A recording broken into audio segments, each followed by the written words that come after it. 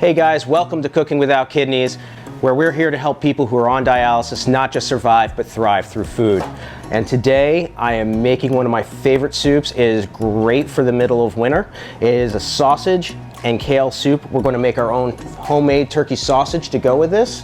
And we're using these spices. I'm using a little garlic, a little sage, cumin, coriander, a little paprika. I'm also going to be adding in a little sriracha for a little bit of heat. Also, to finish the soup, we're going to have a little onions, carrots, celery, little rice, and then we're going to actually add kale to it. Now, mostly dark leafy greens are very, very high in potassium.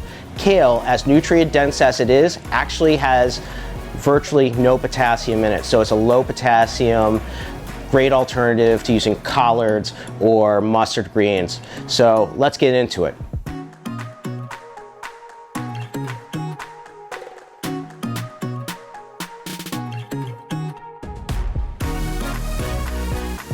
So first things first, we're going to start with making our sausage, okay? And we're just going to take our spice mix, and we're just going to add it right in. And we're just going to give this a real quick mix. I'm just going to use a pair of tongs.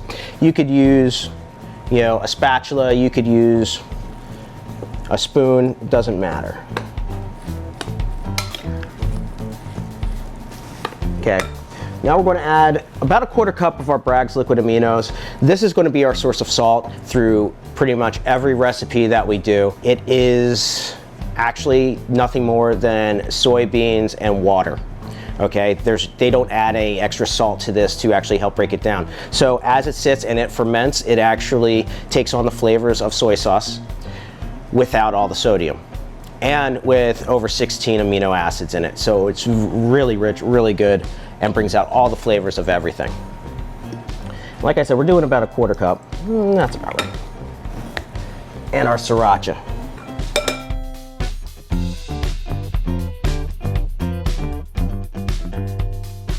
Now the cool thing about this sausage, making it yourself at home, you can let it sit for half an hour, okay, and the flavor will really start to develop. You can let it sit for a couple days in your refrigerator, and all the flavors will really come through. It'll actually start to give that sausage feel, that sausage taste. The longer it sits, the better.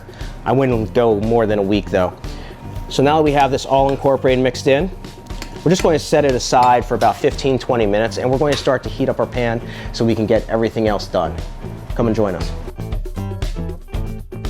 Hey guys, so we're going to get our soup started over here. First things first, we got a pan over some medium-high heat, and we're just going to put a little bit of canola oil in the bottom. Turkey meat on its own does not have a lot of fat. All right, so we need to add a little bit to just it'll add a little richness and bring out the flavor.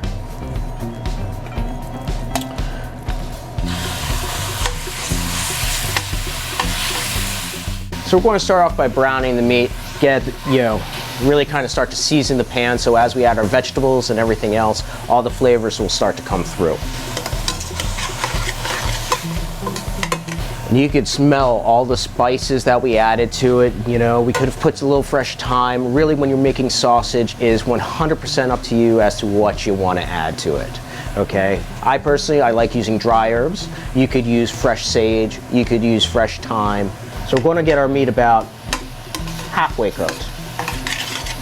Now we're going to start to add our vegetables, add our aromatics. So we're going to start off with our fresh sliced garlic.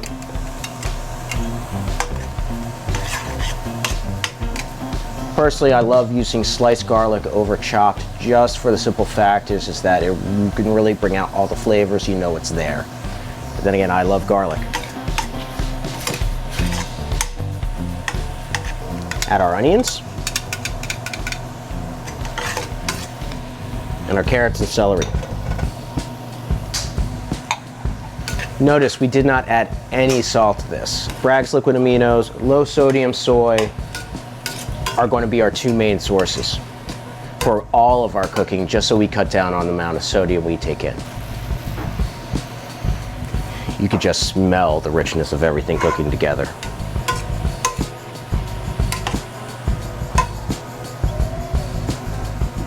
So now that we have everything cooked together, our carrots, onions, garlic, celery, our sausage, we're going to add our stock. Now we're starting off with 2 cups of chicken stock. Okay, we can always add more as we need. And we just want to get this up to the simmer. And of course, we're going to use a little bit of salt. This is what I mean by salt. We just, a couple of tablespoons, almost a quarter cup.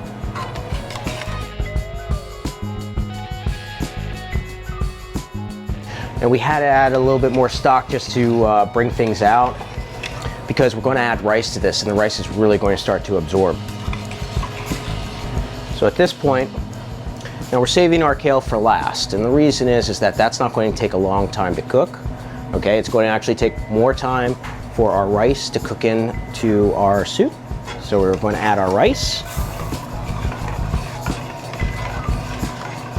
That was about a cup of rice, and that's going to absorb it. It's actually going to make it almost like a stew, really thick.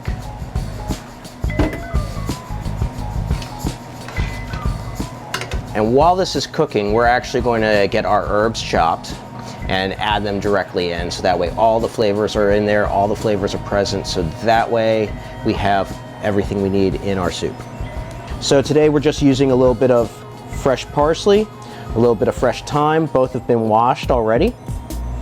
Very important, always make sure you wash your herbs. And there's two ways you can go about it. Now with parsley, you can go through and pick the stems, but they tend to be really soft. So I have a tendency to like to just cut the bottoms off, you know, all the thick woody part off, and chop the rest. Thyme, on the other hand, is always a little woody. So this we're going to just peel. We're just chopping it all together. Got all of our stems out.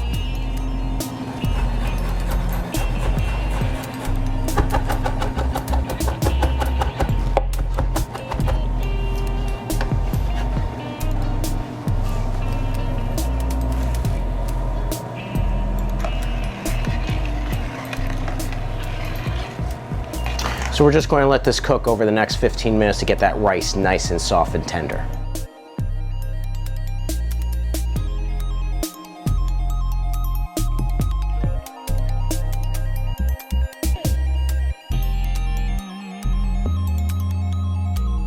So our soup is complete. The kale is cooked in. It is nice and soft and tender. The rice is just cooked through. As you can see, like I said, it's a nice and thick like a stew. And you could actually take this, you could finish it with a little shredded Parmesan cheese, a little bit of fresh herb, whatever you wanted to do with it.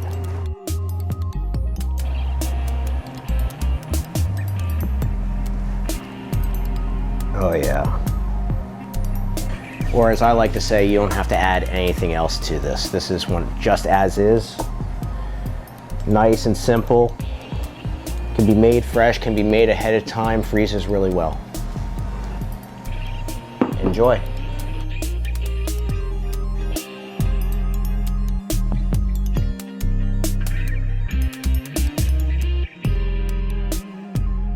Okay, so now we're going to start to make our Sabayon with fresh berries.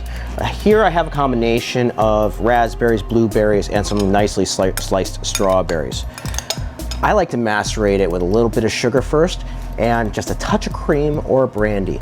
The reason is that way it softens it, it actually pulls out some of the water, and you get a really nice flavor into your fruit and sweetens it up. We just want to do a little bit of sugar, just like that. Okay. And just a little touch of cream. Soften this right up. You'll also add a nice richness to it. Now, Sabayon is traditionally an Italian dessert of egg yolks, liquor, some sort of liquor or spirit, and sugar. Okay, so we're just going to let that sit off to the side. Put our 2 egg yolks into a bowl.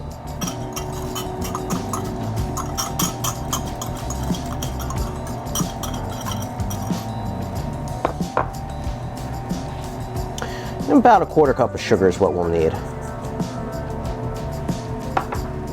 And of course, our brandy. Just a splash will do.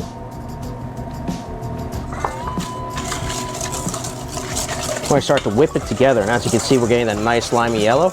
Now we need to cook it a little bit. We're going to put this over a double boiler of water, so that way we can cook the eggs without making scrambled eggs. All right? Drop it here. And we'll just whisk it till it's thick.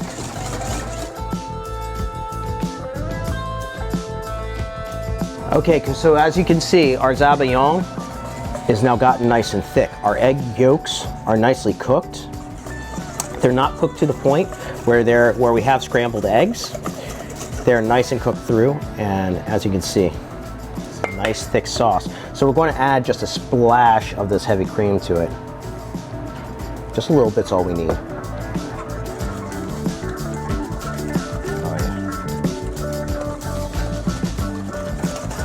And that's just going to make it that much richer. And for plating, what we're going to do is we're going to take our berries that we've had macerated for the past few minutes. Okay, it doesn't take long. That cream actually helps the sugar to break down and pull out the flavor from the berries themselves. I'm just going to take a little bit, put it right into our bowl.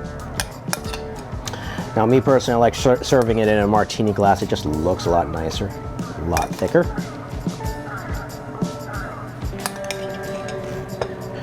And we're going to take our Sabayon and pour it directly right over top.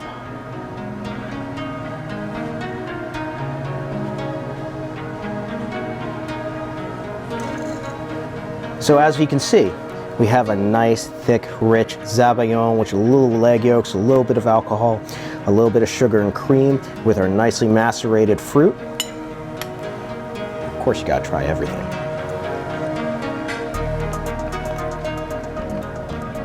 It's nice and sweet, the fruit is nice and soft. You guys should try this. Enjoy.